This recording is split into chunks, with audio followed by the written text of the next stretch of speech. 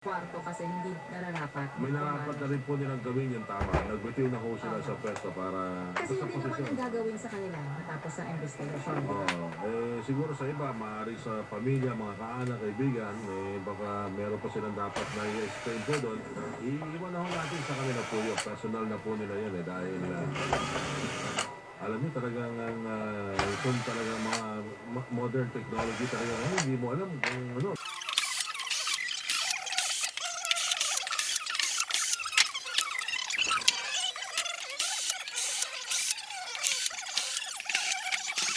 Nadiskubre ang mababa na bilang at mabagal na pagkasampa ng kaso laban sa mga taga-PhilHealth na sabit sa katiwalaan. Pwede talaga si Isabel Daño Marisa. Mababa ang bilang at mabagal ang konstituto na mga kaso na hinahawakan ng legal sector ng Philippine Health Insurance Corporation of PhilHealth. Ito ang mababa sa pagsisigil ng PhilHealth na hapon.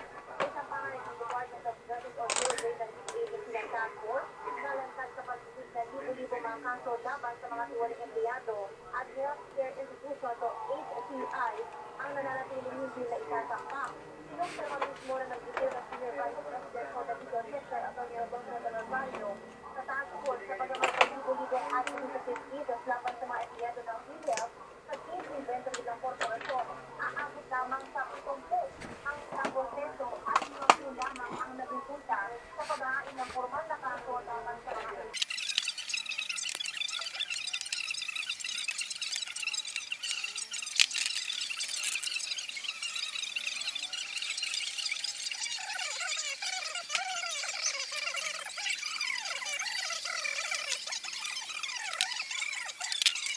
ang procedure hanggang sa maubos ang oras nila dahil yung mga nakaraan daw ng mga pamunuan, pag ganyan na nade-delay, lalo yung patatagalin pag merong mga inquiry, congressional inquiry. Pagdating ng congressional inquiry, yung iba na madidikdik, yung mga iniimbestigahan, hindi nakasama sa investigasyon.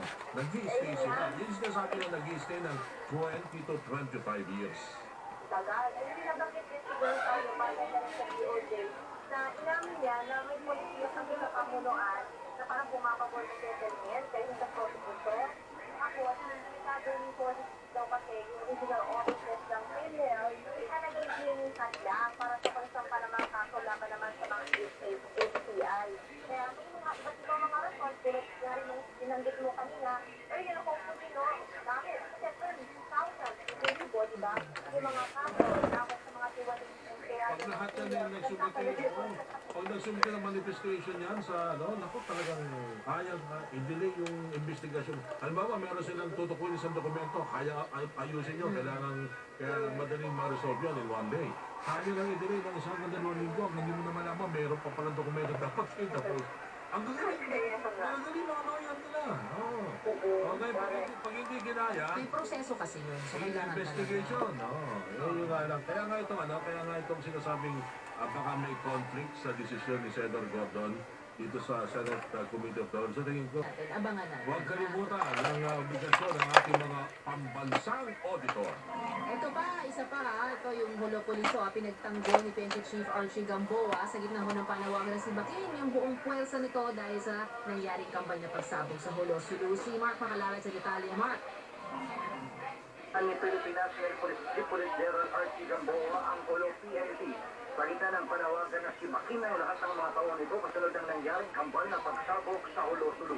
Diri matapos sabihin ni Senador Risa Hontiveros na hakbang ay para mabawi ang pagdududa na napasok na ng Agusayap ang Hulo PNP at para na rin sa investigasyon sa Hulo shooting noong June 29. Una na pinihayop ng Philippine Army na ninamatyagan ng 4 na sundalo ang mga terrorist bombers na nagpasabog sa Hulo nitong Lunes nang sila'y napatay ng 9 na pulis ng Hulo PNP noong June 29. Pero, ang si Gamboa, hanggat walaan ng sapat na ebidensyang makikita sa criminal involvement o administrative lapses na nagresulta sa pag-atake, nananatiling buhay niya ang kanyang tiwala sa kanilang ground personnel. Samantala, after filing o nakatakda ng isampa ang mga kaso laban sa 9 na polis na sampol sa shooting incident sa Hulo-Sulu. Ito'y ayon kay Armed Forces Chief Lieutenant General Gilbert Capay. Kabilang sa kasang isasampa sa mga polis ay murder, at planting of evidence, gayon din ang neglect of duty. Paliwanag ng opisyal sa ngayon, ipinapasa na ng National Bureau of Investigation o NBI ang kanilang report at rekomendasyon sa Department of Justice. Umasa naman si Kapay sa hustisya para sa nangyaring pagpalay at sa mabilis na hatol ng korte. Ang inyong kapuso, Mark Paalala ng CMA. Super Arte. This is the movie. Mark Iwanan. Meron po tayong flash report. Pinagbabayad daw po ng nasa 19 na milyong piso. 19 million pesos lala na multa ang ng Energy Regulatory Commission o ERC ang Meralco dahil nga po doon sa bill shock yung pagtanggap mo ng bill mo after the quarantine. Hindi mo alam na may-ari ka pa nilang mall.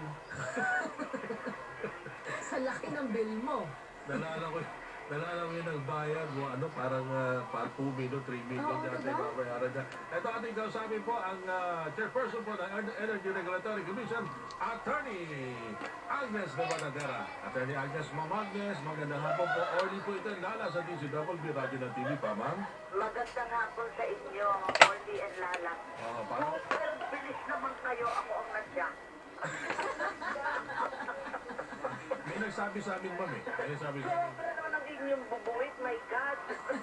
Hindi, ma'am. Pero sige, ganito na lang ho. Para opisyal, sa inyo na po manggaling. Okay, Ang unsyo na ito. Nagulat kami sa balita, totoo ba ito? Ang commission, ang Energy Regulatory Commission, 5 kaming kasi collegial body yan. Nagkaroon ng desisyon at napirmahan na nga rin ang desisyon na ito at sa aming pagsusuri ay nagkaroon ng violations ang Meralco at ito ay binibigyan namin ng fine na 19 million. So ano pa yung nagawa? Nung bago pa lang yung pandemic, naglabas na ang ERC ng tinatawag namin advisory, official directive yan. At sinasabi namin na alam namin na hindi malabang hindi makapagpasa ang ating mga generators. So pwede ang estimate, kaya lang dapat ito ay nakalagay na klaro-klaro sa electric bills na ito ay estimate at ito ay dapat namang agad-agad i-correct pag nagkaroon na ng pagbabasa ng meron. Kaya, Actually, yun doon nakaset yung mind ng iba nating taga... kasi maguguluhan ka pag hindi mo binigyan ng emphasis yung estimate. Diba? Ang isa pa, sinabi rin natin dahil nakadesisyon ang ERC na para matulungan ang lahat ng consumers ay pagbabayari natin ng installment. 4 na installment, tapos ginawa namin ay na installment kung 200 and below ang iyong konsumo at of February. So, ito na ang Mayo, ito na mga kasunod na bills, hindi na ilagay ng Meralco yung installment payments na yon, hindi na isaad na kailangan ay klarong-klaro dahil na ang pananaw ng ERC sa ganitong panahon, kailangan ay kahit man lang sa kaisipan ay gumaan. At sinabi natin, hindi naman kukonektahan agad. So hindi na pala ibig sabihin na magpupunta pa sa business center at sabihin na ito ang babayaran. Dapat pala nakasaad na sa billing, ito babayaran nyo, installment po ito po ang average hanggang ganitong buwan yung babayaran. Pero once na nagpasa na ho kami ng metro po ninyo at may discrepancy, kung kulang ang bayad nyo, kailangan nyo po magbayad. Understand mo? Ganun dapat ang mangyayari. Oo, tama yun. So, ito naman ang Meralco. In fairness din, noong June, nagpadala ng sulat. Sa lahat Sa iba nating taga-subaybay, wala po talagang fairness na nangyari. Pero sige po, tuloy niyo po, ma'am. So, nagpadala sila ng sulat dahil kakulitan ng ERC, kakulitan ng Senado, kakulitan ng Kongreso, kakulitan ng lahat. Diba? Lahat tayo naging makulit.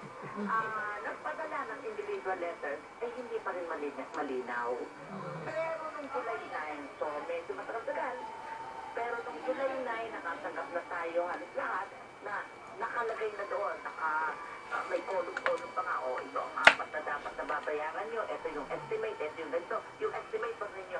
Pero noon lang, matapos tayong masak. Ma'am, ako nitong ano lang, nitong first week ng August na ako nakatanggap ng explanation. Pero bayad na po ako lahat. Hindi ho ako nakipag-usap kasi pag nakipag-usap ako, lalabo pa po ang usapan. Binayaran mo na lang kahit Alam hindi ni Ma'am Agnes yun, binayaran mo na lang kahit na labag sa loob mo? Kasi para magkaroon ako ng katwiran na ireklamo. Hindi yung So mag-aantay ka na ng refund kung talagang mali. Hindi ko na nga tinanong eh. Kasi ho ay, alam niyo, attorney, lahat ho ng hazard pay ni Orly doon napunta sa Meralco. Totoo po yung pagkatalaman. Alam mo natira sa akin, ma'am. So, ang nangyari nga, inilagay na ng Meralco na, ikaw kung sobrang bayad mo, you are entitled to refund. Pwede ka mag-refund. O kaya, i-a-apply namin sa next duty. Yan naman ang ginawa nila. Pero, dahil nangyari na, nagawa na yung mali, sa pagsusuri ng ERC, kailangan pang magbigay ng fine o ano ba tawag doon? Ng tataw, ng butaw. Butaw yata ang tawag doon. So, yun, sa pagkukwenta ng ERC, 19 million ang liability ng Meralco. Pero ito, pupunta sa gobyerno. Oo. Pupunta sa gobyerno, hindi sabihin ibabalik ito sa mga paghahati-hati ng mga consumer. Kasi mangyayari, maliliit na yan, piso-piso na ito. On GMA News TV, because local news matters. Ngayong buwan ng wika, masarap kumain ng pagkain Pinoy. Kaya naman si Chef Boy lalagyan ng pan-twist ng mga certified tatak Pinoy na ulam. Siyempre, damay pati ang dessert. Nasalo pa si Jasmine Curtis Smith. Ganun ako sinama na ako na. Idol sa kusina, Linggo, 7:50 p.m.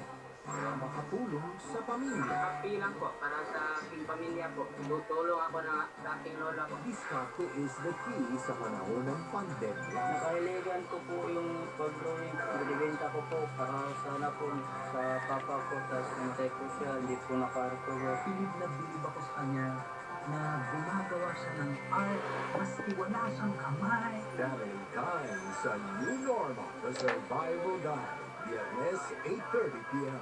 Ihanda ang tiyan sa mga seafood na ating titikman. Masarap kahit hindi lutuin. Ito na, very, very fresh na labanan. Kung hindi ka makuha pagkain, mismo doon sa bakawan. Tawag nila doon tamilo. Parang talaga. At masarap din gawing ulam. Crispy. Ito ang ginataang yaman na...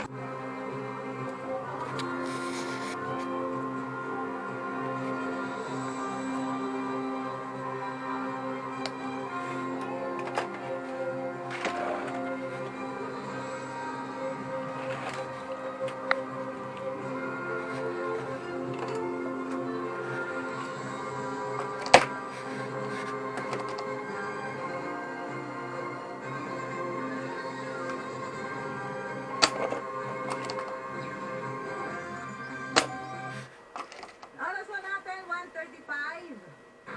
Super Radio, DCWB.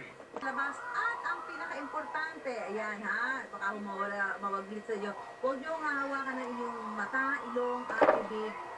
Kung hindi pa kayo nakakapaghugas ng inyong mga kamay, o kaya naman hindi nyo pa nahalagyan ng alcohol, ha, inyo ang pinaka-iingat-ingatan ho ninyo at pinaka-wag na wag nyo yung gagawin. Ayan ha. Paalala ho natin yan. Pasensya na ho kayo kung nangungulit tayo. Pero ang layunin lang naman ho natin dyan ay para maprotektahan po kayo laban dito sa COVID-19. Hindi naman ho para kayo ay maasar, hindi naman ho para kayo mainis, no? Gusto lang namin na lagi ho yung naaalala na ito ho yung mga pag-iingat na dapat ho natin ginagawa sa ating pang-araw-araw na buhay. Lalo na nga ho at ngayon ay tayo ay humaharap dito sa ating pakikibaka. Yan! Pakikidigma dito sa invisible enemy. Yan, invisible, hindi natin nakikita di ba? Invisible enemy. Yan, habang tayo po'y nakikidigma dito sa kaaway natin ito na virus, ay gawin nun natin ang makaukulang pag-iingat. Okay, huwag mo kayo magagalit. Peace! Ayan, ha? Gusto lang mo namin na maging ligtas kayo. Ayaw mo namin na kayo po ay maging biktima nitong COVID-19. Ayaw ho natin yun, ha? Ayaw ho natin na lahat po tayo ay nakakalaban dito sa virus na ito. Okay, tayo po tatanggap po na ng mga report mula sa labas ng ating ipilan. 1:38 po oras natin. Unahin po natin ang report ni Isa Bendaño. Mali ang PhilHealth. Mayroon na daw pong officer in charge. Ayan, matapos po yung pagsusumite ng presidente nito na si Ginoong Morales. Detalyo ang balita niyan mula kay Isa Bendaño. Mali, Isa?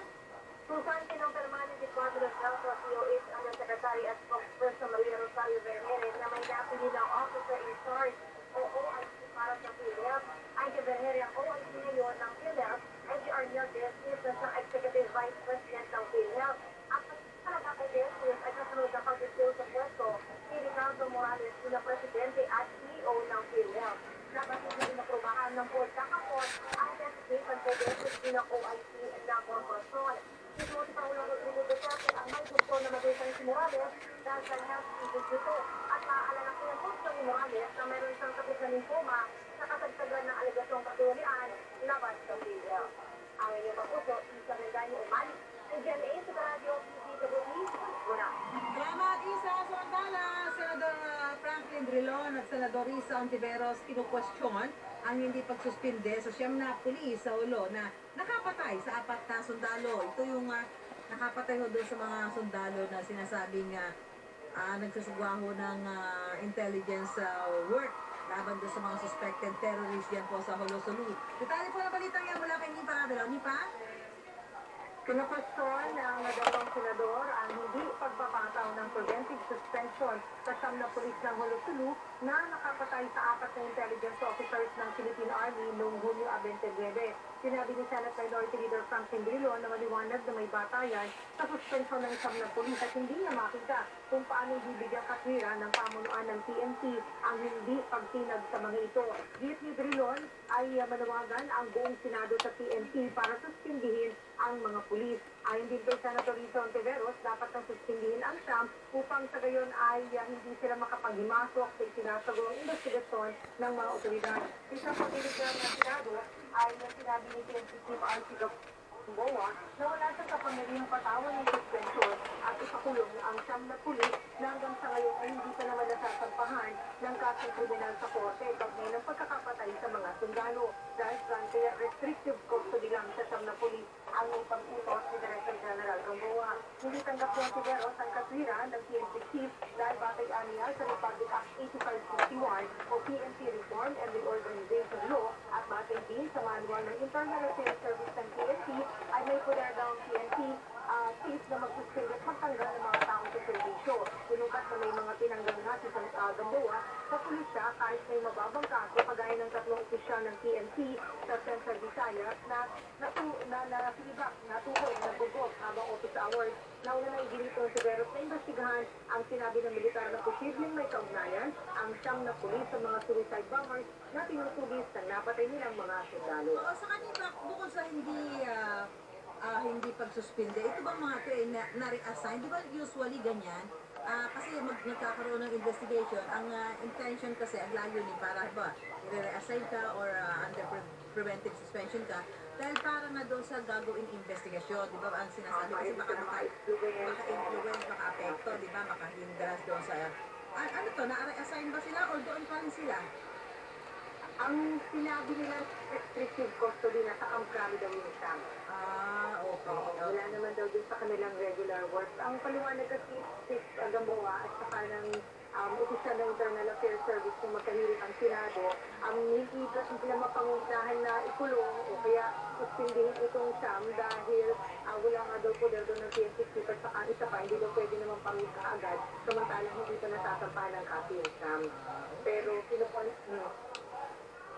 Pero pinapoint out namin na Senator Dillon, Senator Tiberos, po din ang PNP Chief na magpataw ng suspension. Kaya nang makasibak ng maliit lang yung asunto nitong ng mga pulis, bakit naman hindi magawa dito sa mga pulis dito? Suspension lang naman, ibig sabihin naman ng suspension, hindi ka naman sibak, di ba? Suspension ka lang dahil may mga ongoing investigation prior kung depende ka doon sa magiging resulta. Sabi ko tatanggapin ko ba ito o hindi? Pero kasi trabaho ko ito di ba? Correct, oo. Kailangan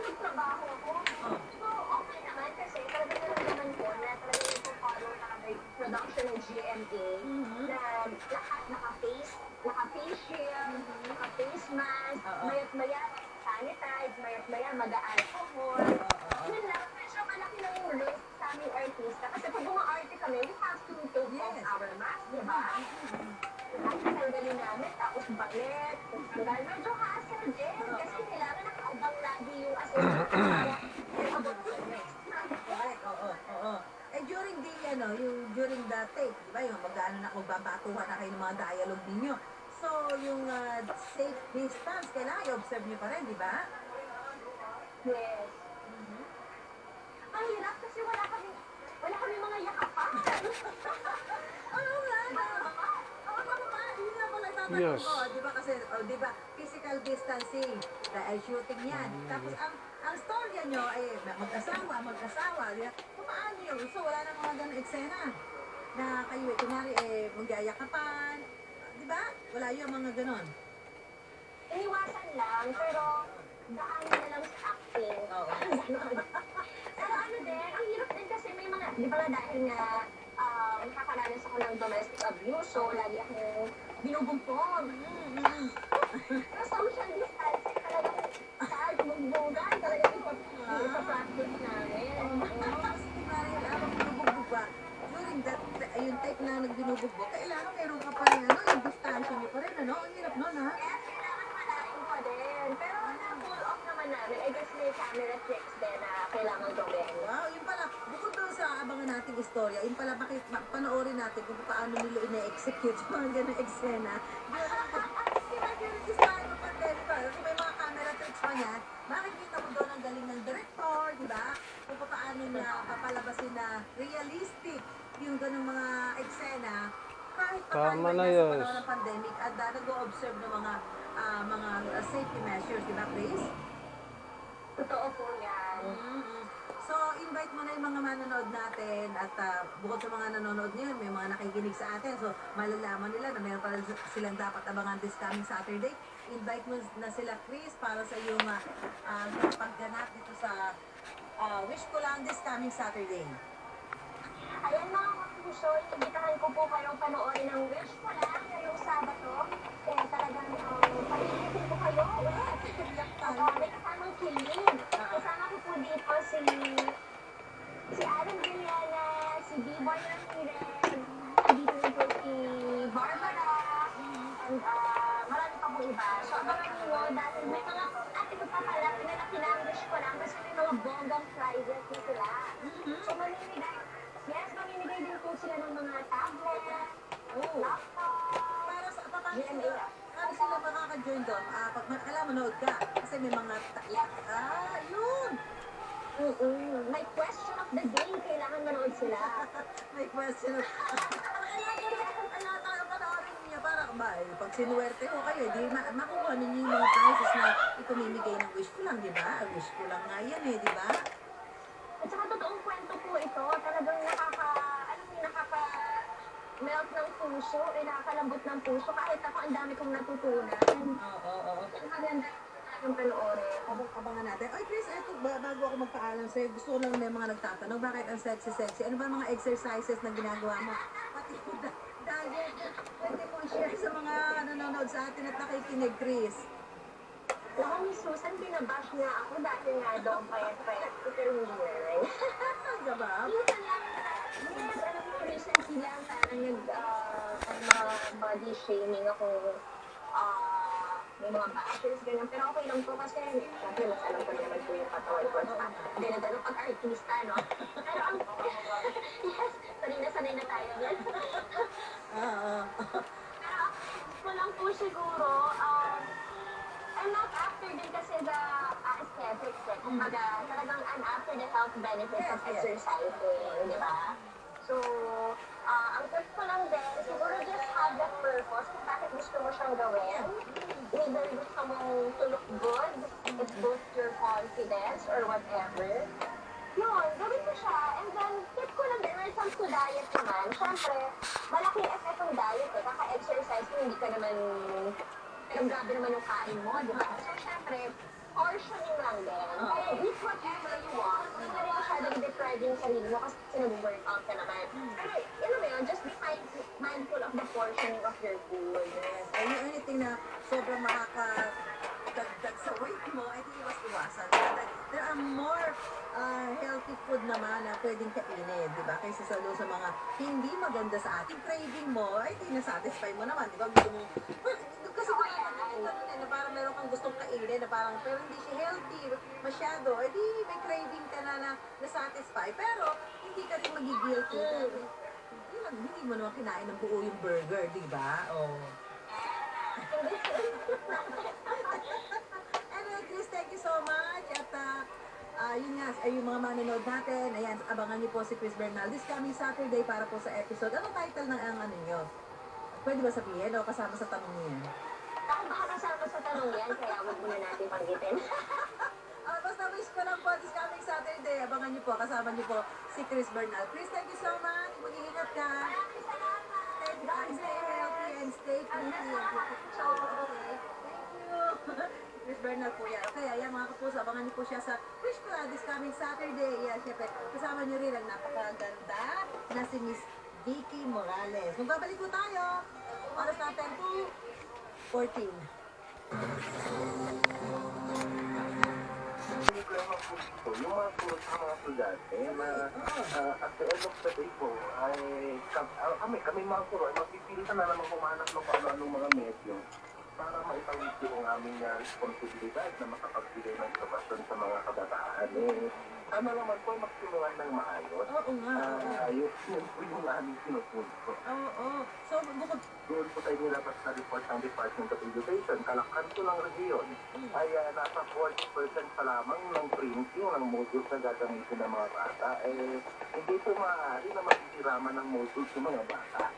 Kailangan po. nagagawa na break, ganun po. Opo, kailangan po, one student, one module. Kasi madidikit po yung purpose natin ng blended learning, ng pagnanais natin na walang interaction yung mga bata sa kalguro. Kasi kung gano'n, pag di makikita yung mga bata, mapapalitan ang module. Correct. Alam naman, maghiraman muna kayo. Bakit kapag bakit? Defeated naman yung purpose mo na hindi nga kayo dapat may face-to-face. Di ba? Hindi nga iniiwasan. Kung maghihiraman ng gamit ang mga estudyante, ay di useless.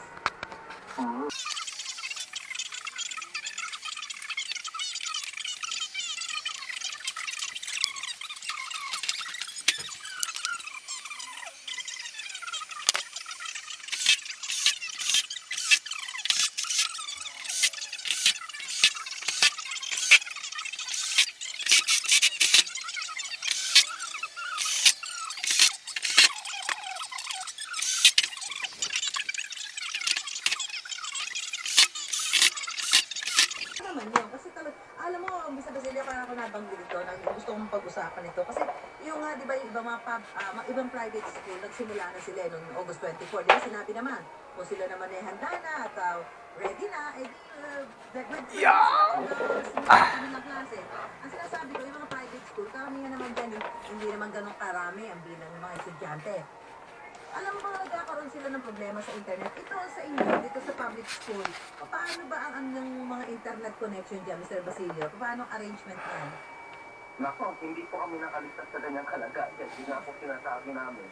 Sa screen, nakanganga po. Hindi mo sa labas ng loob kung ano kang babalik sa klase po. Mag-discuss sa kanyang topic. Anak mo, di ba paano ba yung nga, sa private nga, yung teacher nawawala sa screen kasi nag-hindi na yung internet. So sa inyo, ngayon yung teacher, yung mga estudyante naghihintay para tapos na siya magbigay ng lecture, gano'n. Ganun po problema. Nangyayari din kahit yung online training ng mga teachers ngayon. Ganun po yung problema. Kita din naman natin, di ba? Yung sa totoo lang, lahat naman tayo hindi nakakaranas. Diba, subukan nyo lang po pa ngayon, yung